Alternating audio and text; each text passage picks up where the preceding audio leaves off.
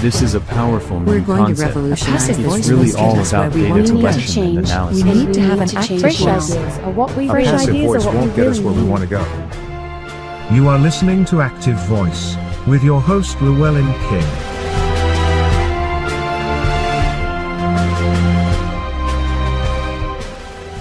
Hello and welcome to Active Voice. I am Llewellyn King, your guide for this conversation with a senior executive. The object here is a chat, a little informal exchange so that you and I know the executive better.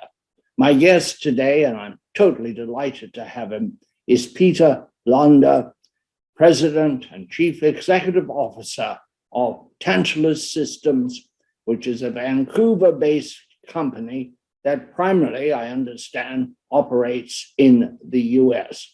Peter, welcome to the broadcast. Am I right about Tantalus? You are, Llewellyn, and thank you for having me on your show. Well, it's a great pleasure to have you, Peter.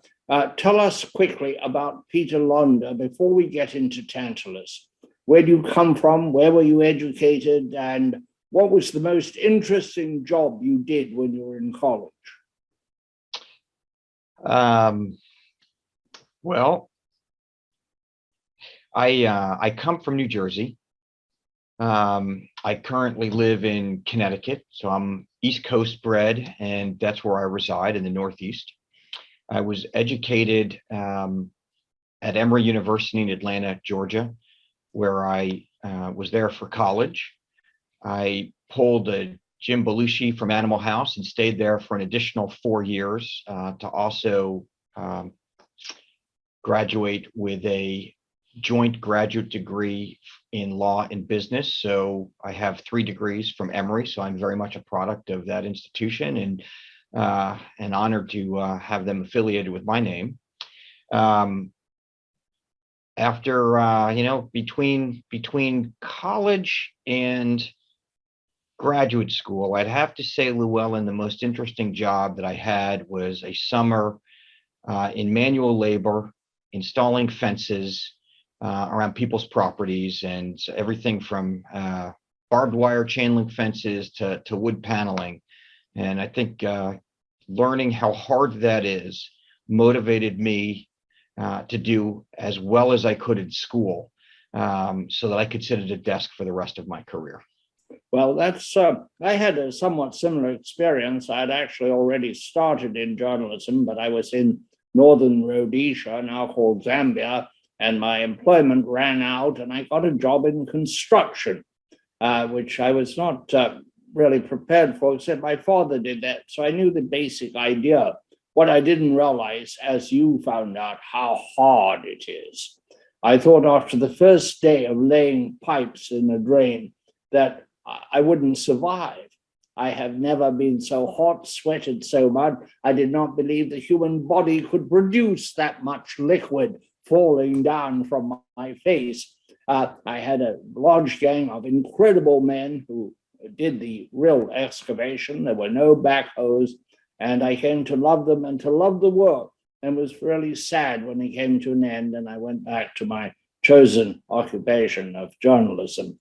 How did you come to be head of Tantalus before we find out more about Tantalus itself?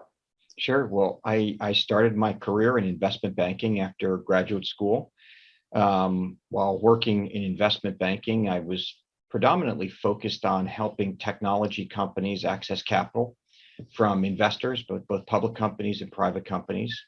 Through that journey, I was introduced to a software development firm called ThoughtWorks, and I helped them raise a fairly significant amount of money for their organization at that time.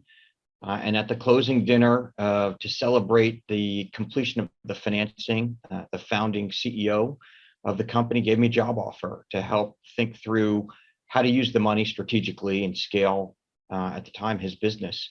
And so I transitioned from banking and joined the world of software development.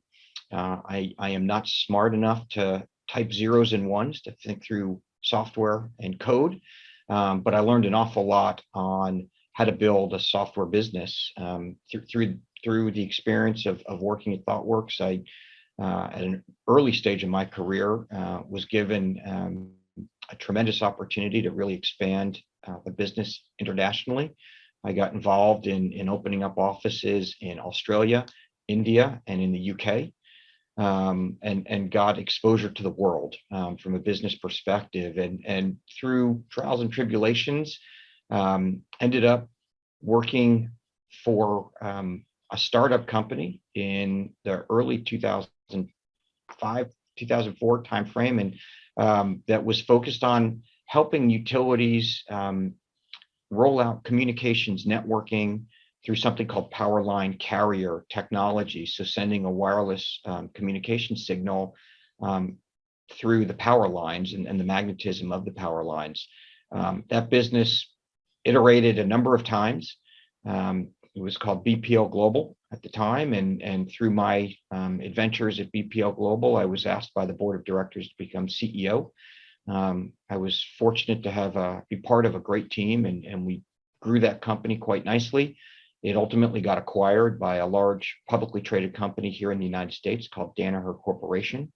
And after fulfilling the obligations that I had to BPL Global and Danaher, the board of directors at Tantalus was looking for a new leader to really pivot the business, and asked me to join, and I was honored to do so. And so I've now been in the role at Tantalus for about 8 years, so an extended period of time in the CEO capacity, but really working with a collection of terrific individuals to further our business and really help a growing user community of utilities across the United States, Canada, and Caribbean Basin. Very nice segue into Tantalus and what it does in the utility space. Tell us about Tantalus. Behind you, the sign says, purpose-built for your unique challenges, Tantalus. So, Peter, tell us about Tantalus. Sure. So Tantalus Systems was founded out of British Columbia, Canada, just outside of Vancouver. And what we do is we help modernize utilities and the distribution grids that they're responsible for managing. And what I mean by modernizing utilities and the distribution grid is taking, as an example, the existing distribution grid for an electric utility, which is the poles and wires and equipment that delivers power to our homes and our businesses, and taking that legacy grid and really transforming it into a digital network of connected devices. And so at the highest level, we are helping utilities and have for some time convert a meter on the side of someone's home or building into effectively an iPhone that is capable of not only accessing and communicating data back to the utility, but also analyzing data at the very edge of the grid. And from collecting that data on behalf of utilities, we ultimately bring that data into a suite of software applications to really take action proactively based on real-time data that's analyzed by the utility so that they are much more efficient and frankly, much more resilient in delivering electricity to you and me so that we can be on this phone call today virtually. There are a lot of utilities in the country, 3,000 incredibly. More than 900 of them are rural electric cooperatives.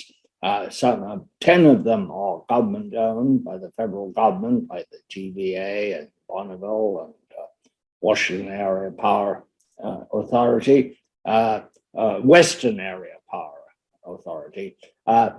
And then there are the big ones, which are the investor-owned, we know those names, Commonwealth, Consolidated Edison, Pacific Gas and Electric, American Electric Power, etc. Where in that huge range of business opportunities do you fit? So historically, Tantalus has strategically prioritized our efforts, and hence the purpose-built behind me, built systems that are specifically geared to electric cooperative utilities, of which there are approximately 900, and another segment of the market referred to as public power or municipal owned utilities. An example being the city of Chattanooga in Tennessee, which owns its own distribution utility. Or San Antonio, where Correct. Or CPS Energy. Correct. Right. Or the city of Riverside in California, not too far from Disney. It owns its own distribution utility. And so we have historically focused on really supporting those utilities, which operate very differently from investor-owned utilities like Con Edison or Pacific Gas and Electric in San Francisco, which you mentioned, Llewellyn, and designed and built a system that really meets the specific needs of these utilities that typically are smaller.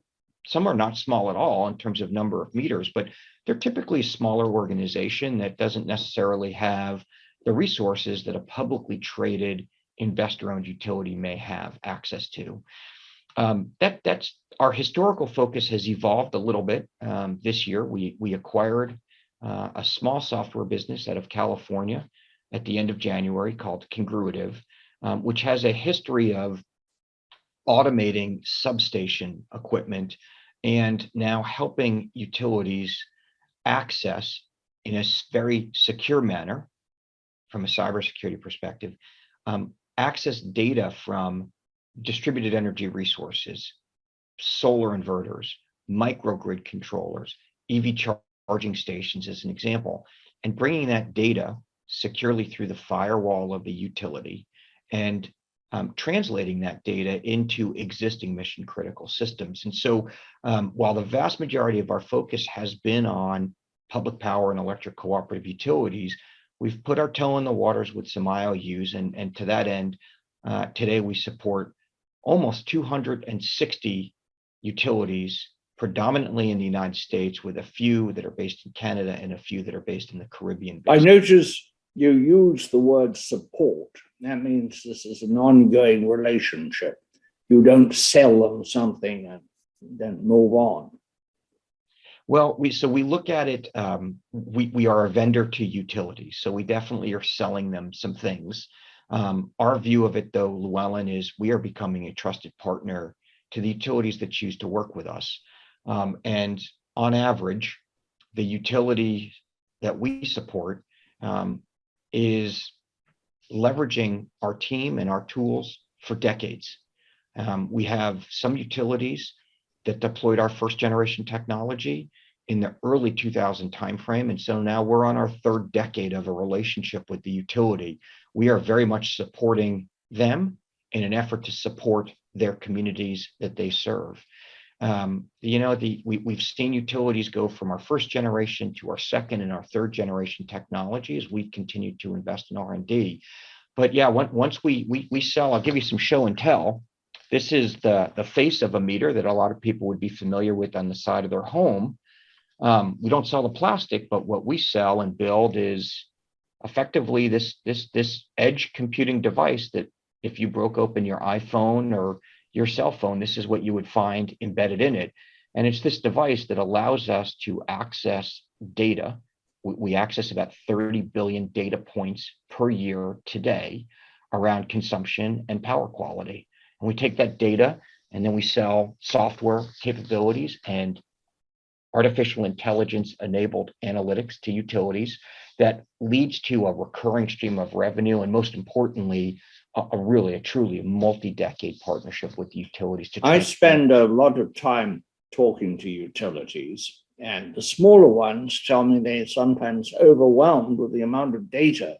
Their data analytics have not kept up with their data collection, and data without the analysis, without finding out what it says, is not a lot of use. So it is an issue that we see that proliferates all utilities in North America, investor-owned utilities, co-ops, and public power. If you think about the history and the transformation of utilities, they've gone from very manual processes, sending an individual person to read a meter manually. Actually, my father, who lives in Elizabeth, New Jersey, his meter on the side of his home is still read manually once a month, and he lives in a very congested area of New Jersey. He's not in a rural footprint. So there are still some of the largest utilities in the country that still do it the good old-fashioned way. Utilities started to migrate, most, not all yet, to some form of automated meter reading, which is the collection of data, predominantly consumption. As we now look at advancements in technology, this is not just about consumption anymore and generating a bill. This is about accessing very granular power quality data, voltage and current, and changes in consumption patterns to help utilities manage. And so from our perspective, Llewellyn, as utilities continue to evolve as organizations and truly try to become sustainable, they're not going to be just power or water companies. They need to be data companies. And that's what we're very much focused on is, first and foremost, how do we access the data? And then more importantly, how do we use that data to make informed decisions and really change the nature of the way utilities supporting their customer and their communities. You are listening to Active Voice with your host Llewellyn King.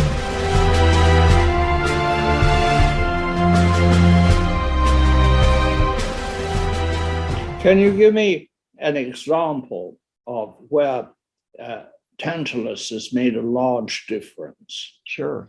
I can give you a few in a variety of different circumstances. So as it relates to another passion that you and I share around climate change and extreme weather patterns and the impact, the devastating impact that has on communities, we can look at the unfortunate events that unfolded last year in Texas with that deep freeze that brought the entire grid in Texas to a grinding halt. And there are a lot of reasons why that happened. But with our technology, our software, and our devices in the field, we helped a utility that really did something extremely unique. As the generation in Texas was collapsing, utilities were being asked to reduce the amount of electricity that people were consuming. Some utilities couldn't do anything about that. And so you had a massive imbalance between the supply of power and the demand of power. Well, what one of our utilities did in Texas using our technology is they ultimately took the entire community, they split it in half, and they rotated who had power on a defined interval basis, meaning who got power for 4 to 6 hours, and then who was out for 4 to 6 hours. And they effectively shared the disruption so that everybody had power throughout the course of the day. They may just not have had power all the time through the full day. And what it allowed them to do is, first and foremost, help that community get through the deep freeze without loss of life, without substantial property damage. And most importantly, it kept the vital, critical services, hospitals, lighting infrastructure, street lights. It kept all of those in service so that the community could collectively navigate through what was otherwise a horrific event. And so that's a very innovative way. More than 245 people, I believe, died. Yeah. Primarily froze to death. Incredible in Texas. Or people who rely on medical equipment all the day, respirators or other things, they didn't have power. Or insulin and the refrigerators were gone and the medication went bad. So we can solve that. Technology can solve that, and no community should be susceptible to it. Now, sometimes Mother Nature with tornadoes can rip and destroy all infrastructure. It doesn't matter what technology you have. Those are devastating events. But as it relates to imbalances between supply and demand, we can solve that problem today. So that's one example. A second example on how utilities are really innovating is we have the true honor of working with the city of Chattanooga, a great history to that city, part of the Industrial Revolution. And then as manufacturing went offshore, Chattanooga struggled a little bit. A lot of factories, a lot of workers out of work, a lot of factories shutting down. And so Chattanooga got some grants from the United States government at the turn of this most recent century, in the early 2000 timeframe, to start investing in fiber networks. And what the utility did, EPB is the Electric Public Board of Utilities for the city of Chattanooga, abbreviated EPB. is they started to deploy fiber to people's homes. They use our devices at the end of those fiber networks to power meters, power the devices that bring broadband into people's homes. And so the utility started to step into the shoes of cable providers by offering gigabit type service at an affordable rate for their community. They went head to head with the likes of Comcast. I think they now have 50% market penetration on broadband services, in addition to delivering electricity. And it's that incremental revenue stream, that incremental investment that they've been able to make, it's turned Chattanooga into really one of the highest and fastest paced growing communities in the Southeast. And it's turned from a center of manufacturing to a hub of technology and innovation. And so that's another example of where our technology has really transformed a community. A third example I'd give you is leveraging our new and latest analytics tool. And this is where we get extremely excited about the data that we're able to access, and then most importantly, how we use it to solve problems. There's a utility in Colorado. It's in the Rocky Mountains, very difficult terrain.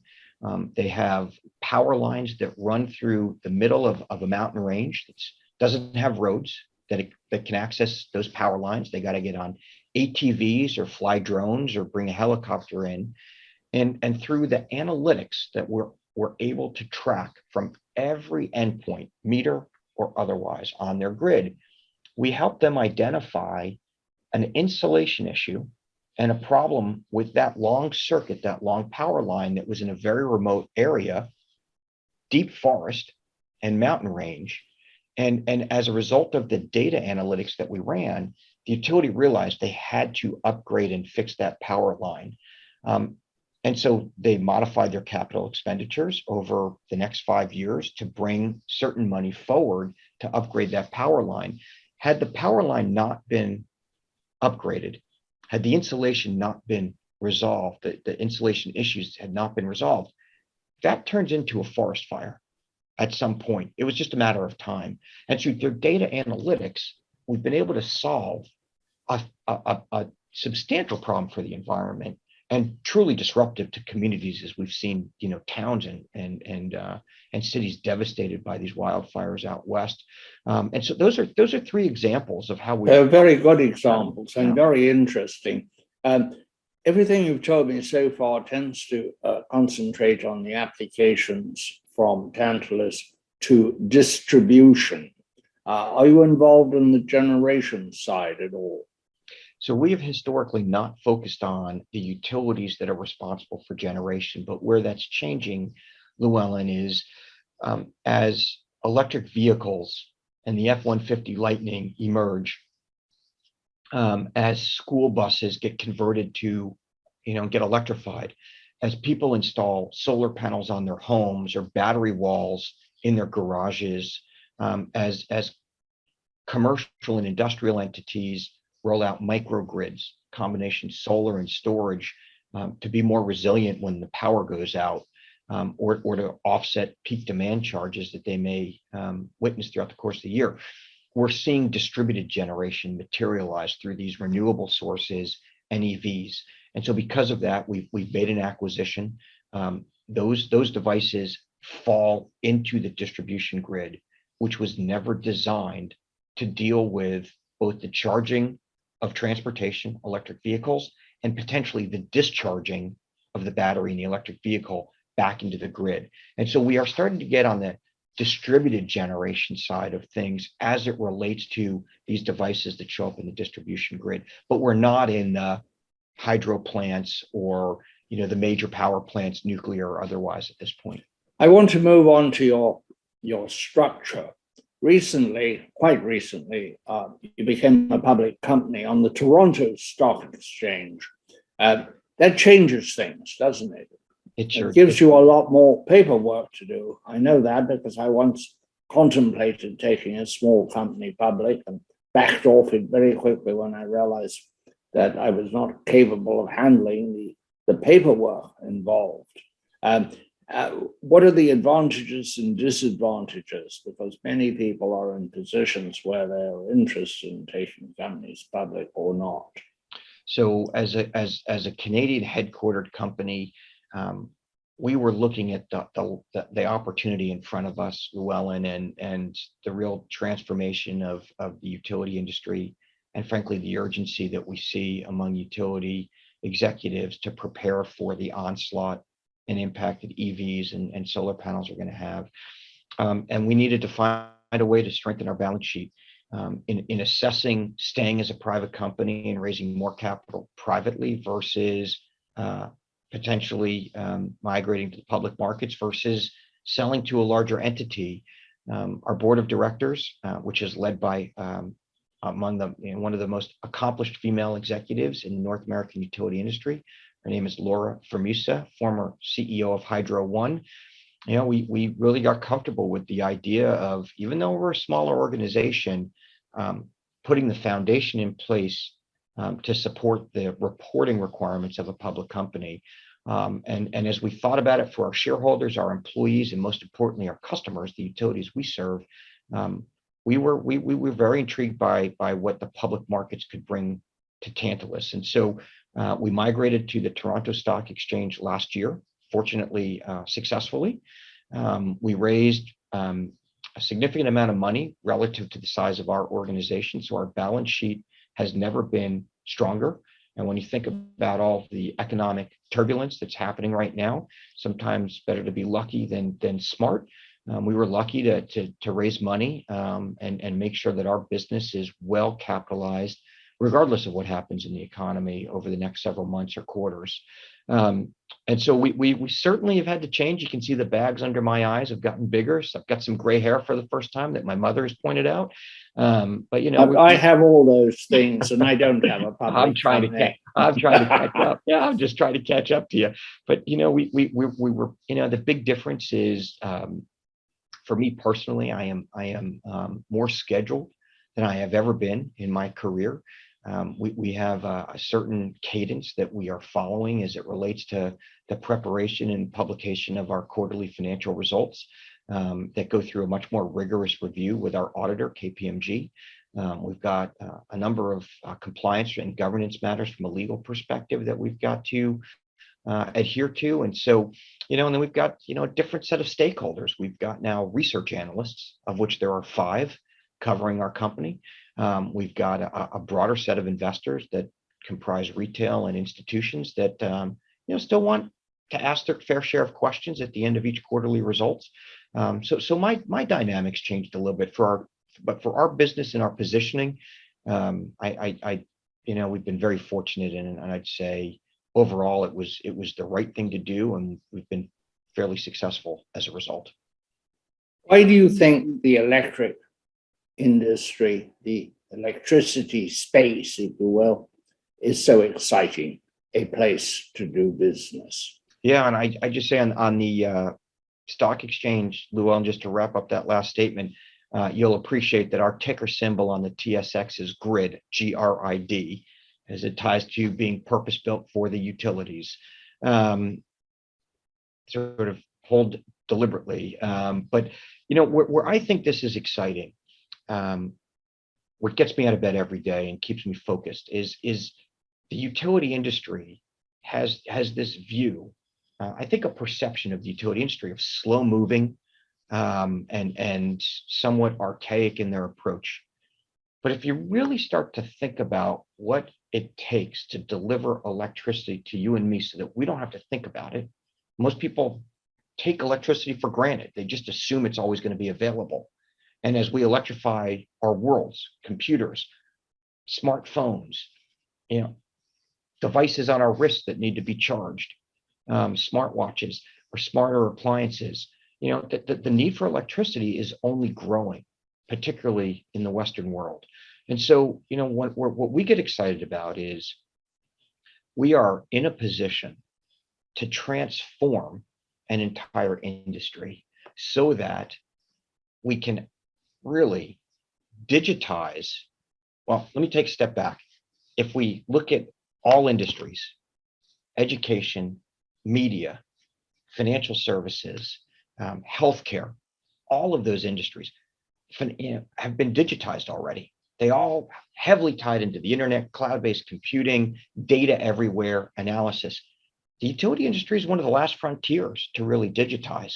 And so that's where we get excited. It's taking the legacy infrastructure that wasn't designed for the F-150 Lightning, which is coming, and figuring out how with technology we can digitize the grid, not having to rip and replace everything that exists, because that's not feasible.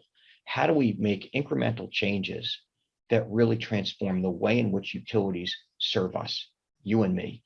And that's what gets us excited. In my mind, the electric grid is arguably the most complicated machine in modern times.